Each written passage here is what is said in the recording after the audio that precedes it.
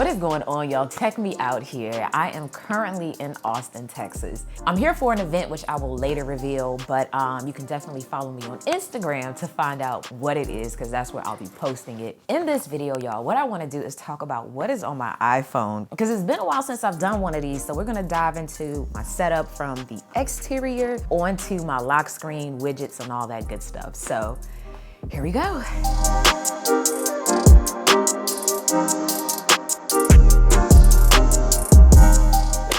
My stomach is growling. I am so hungry. I literally touched down maybe about an hour ago. So lunch is far from overdue, so I'm definitely grabbing that when I leave here. But the focus of the video, what's on my iPhone. So in terms of the outside of my phone, I'm currently not using a case. I know I did have one up here. At the time I was using one from Nomad, but right now I'm going caseless. Boom. So we're living on the wild side, as they say. And as far as a screen protector, I currently do not have one, but that is going to change as I'm looking for a tempered glass privacy screen protector. It definitely helps in those scenarios where you got nosy people around you. And I'm gonna tell you real quick, this is the line that gets me every time that I'm around my friends and they don't know that I have a privacy screen protector. It's kind of like, to me, the clue in that you were being a little nosy, you know?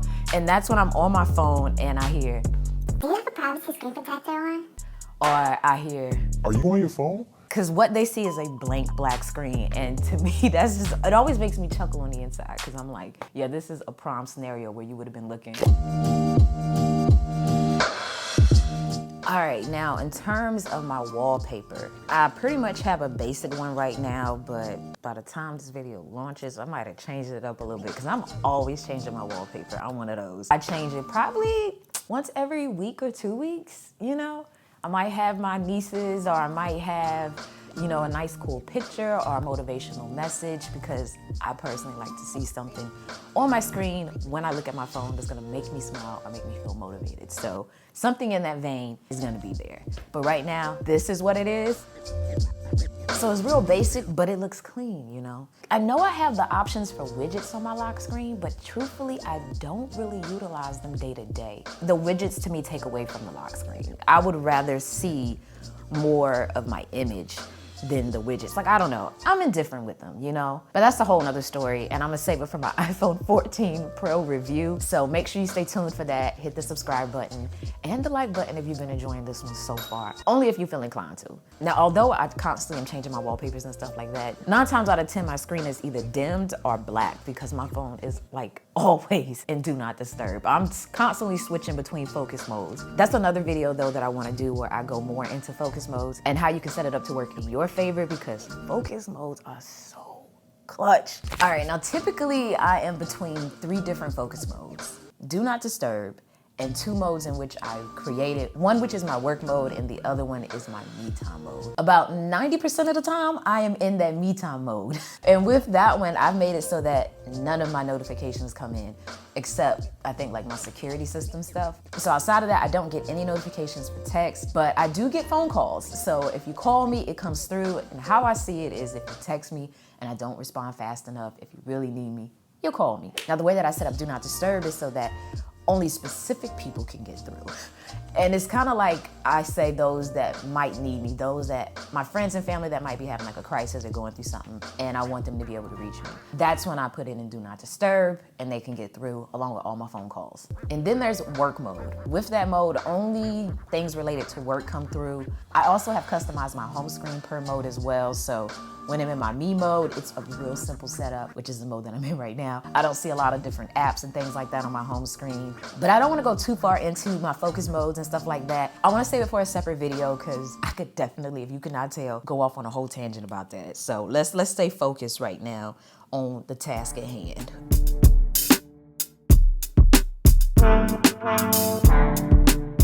All right, let's take a look at my home screen. Ultimately, what I have at the top is my Fantastical widget. I have been using Fantastical for years. If you did not know, it is like my go-to calendar application. I'm now even using it on my Mac, so it's across all devices, and it's just so much better than the stock calendar app. Like from the look of things and being able to see my week view all from within here without having to actually click on the day. I love the fact I can see the week view at the bottom. Plus it also has a unique thing where you can set like certain views. So say for instance, I select my work view. It will only show me specific calendars that are related to that. So you can set that up in the app and choose which calendars you want associated per view. You also can color code your calendars and see those little indicators on the actual days. So basically I know like if I see a red dot on the 10th, I know that's something that's work related that's happening without having to actually click on it. So little things like that make big impacts for me. So Fantastical, yeah. I have tried others, but none can compete so far with what I experienced there.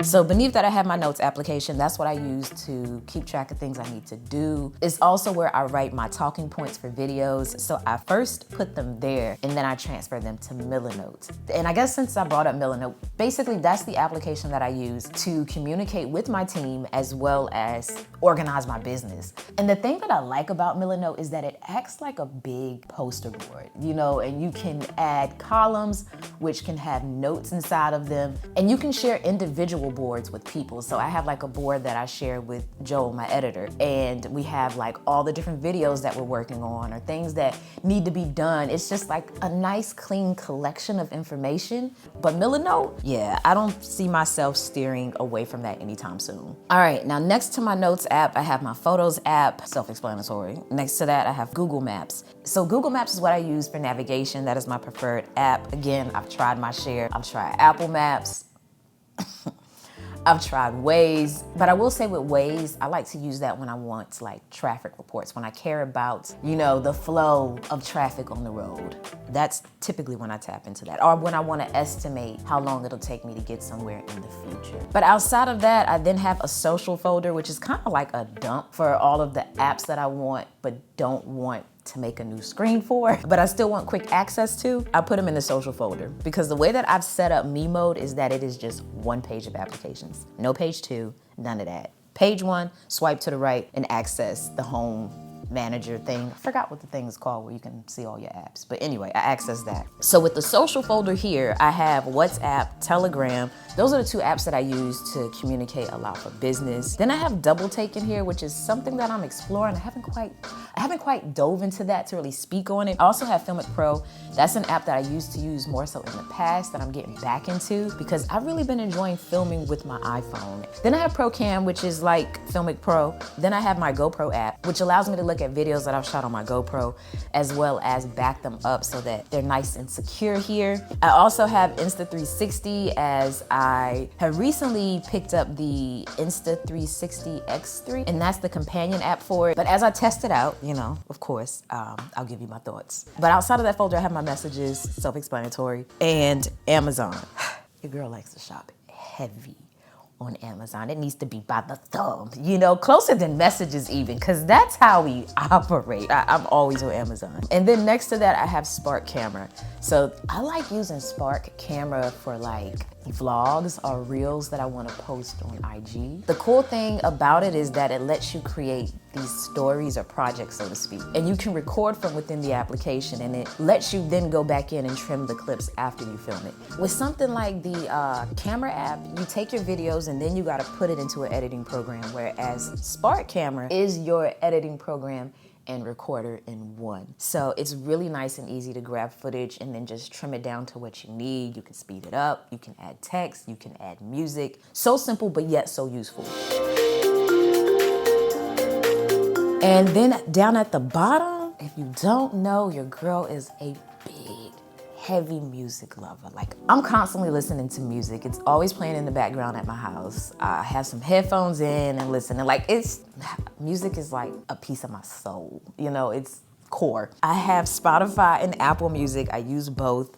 And I have the widgets here so that I can quickly access the playlist that I was last listening to. But if you want to follow me on Spotify, I'm gonna throw my code up so that you can, you know, scan it and then follow me up there and see what I'm listening to, or even, you know, take a look at my playlist and stuff like that. But yeah, I have so many apps up here, y'all. Like, I need to clean purge, delete some stuff off of here because this is ridiculous. So I'm not gonna go through all of them, but I'm gonna go through some of them. So a few honorable mentions. TripIt. That app is like the perfect app to use for your itinerary when you're traveling. I actually used it for my recent trip to jot down all of my travel details, my hotel, as well as like different things that I wanted to do because it pretty much makes like a little timeline of all the stuff that you need. And it's a nice clean view so you don't have to click around to get information. It doesn't try to do too much. It does just enough. And the beautiful thing is like you can collaborate with others so that if you're traveling with someone and they want to recommend things to do or just get an idea of what you want to do, you have a nice clean view for it. So highly suggest you download that for travel. I recently got into Duolingo because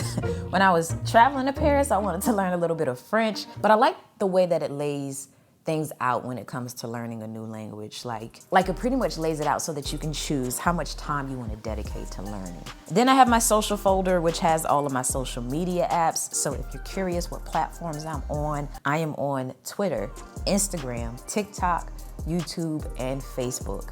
I'm gonna throw on screen my handles, but the ones that I use the most though, it would go to Twitter and Instagram and YouTube. Those are the top 3 that I use. CapCut is another useful one. It's just so many like little tools and tricks in there that are advantageous. I highly suggest you check it out. You can do so many different things to your videos. So couple that with Spark, yeah, you're golden. You're golden, I promise you. I also use InShot, which is similar to CapCut. Polar, that is what I use to edit my photos. Now the thing that I like with Polar is that it has like an AI engine in there to detect different elements in your photo. So it can detect like a person, the sky, the background. And the benefit of it doing that is that when it comes time to edit those things, you can just choose it and then instantly edit it without having to manually trace it to select those things. But you can still manually trace it if you choose to. And the app itself looks good, which is very crucial for me because some apps are very useful. Then you have apps that are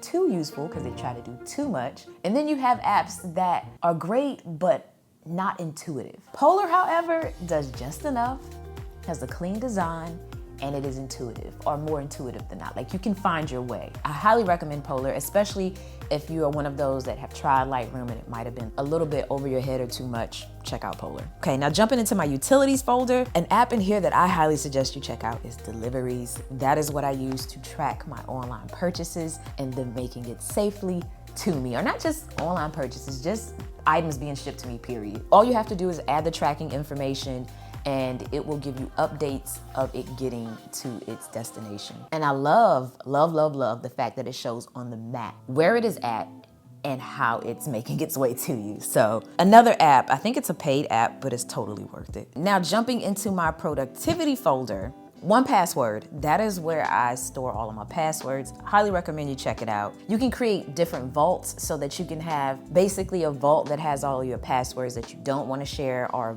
vaults that has the passwords in which you do want to share. But it can also serve as a way to save secure notes and other private personal information as well. But outside of that, I also use QuickBooks. That is where I keep all the things for my business. The nice thing with QuickBooks that I've learned is that it works well when it comes time to do your taxes, as it's very easy for accountants to connect to. Okay, now you know the music apps that I like to use, but something else that you should definitely check out is SongShift. So SongShift is great for people like myself that use more than one music application to allow you to sync your playlists between them. So it is what I use to sync my playlist between Apple Music and Spotify so that they're one and the same. So you can manually choose which playlist sync between the two and even how often that it does it. But definitely a must-have application for those that, you know, use more than one streaming service. And then the last folder I'll jump into is my health and fitness folder. An app that I wanna point out in here is Aura. It's actually the ring that I'm wearing right here. So the Aura ring is basically a fitness ring. So it monitors different metrics like workouts, my heart rate, my sleep, a ton of different things, and it offers me insight on how I'm doing, and also if I need to be on the lookout for possibly getting sick based on the readings that it has of my physical measurements and such. But outside of that, that is everything on my iPhone 14 Pro. That is the model that I'm using. So I'm gonna end it here, y'all. Let me know any questions that you might have about my setup or apps and things that you might wanna recommend for me to check out. But until the next one, y'all, as always, thanks for taking the time out to let me tech you out.